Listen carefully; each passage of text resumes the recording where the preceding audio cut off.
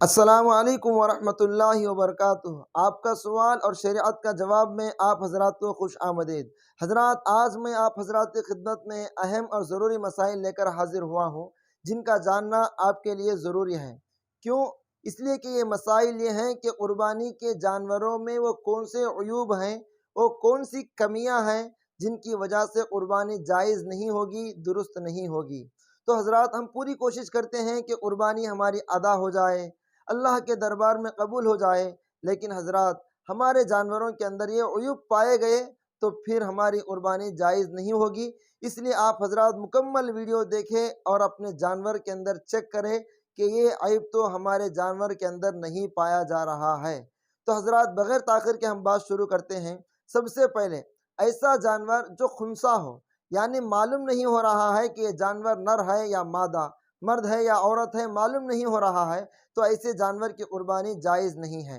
اسی طرح ایسا جانور جس کا سینگ کا اکثر حصہ ٹوٹ گیا ہو، جس کا اثر دماغ کی ہڈی تک پہنچ چکا ہو، تو ایسے جانور کی قربانی بھی درست نہیں ہے۔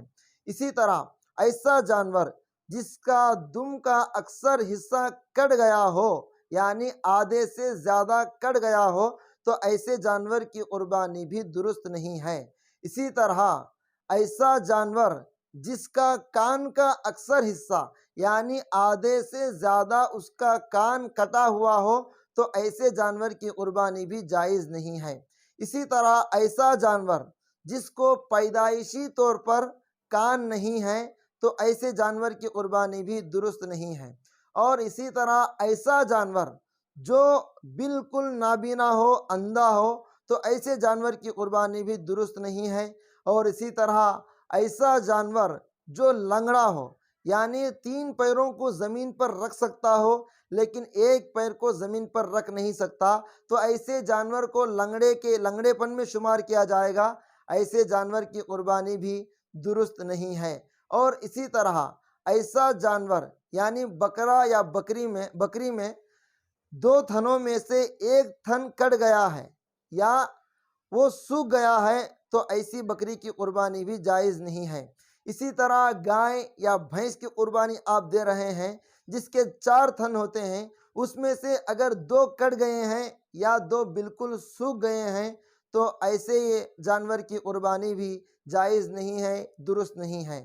اسی طرح ایسی گائے یا بھینس جو گلی کوچوں میں پھرتی ہیں اور گندگی کھاتے ہوئے پھرتے ہیں، ایسے جانوروں کی قربانی بھی درست نہیں ہے۔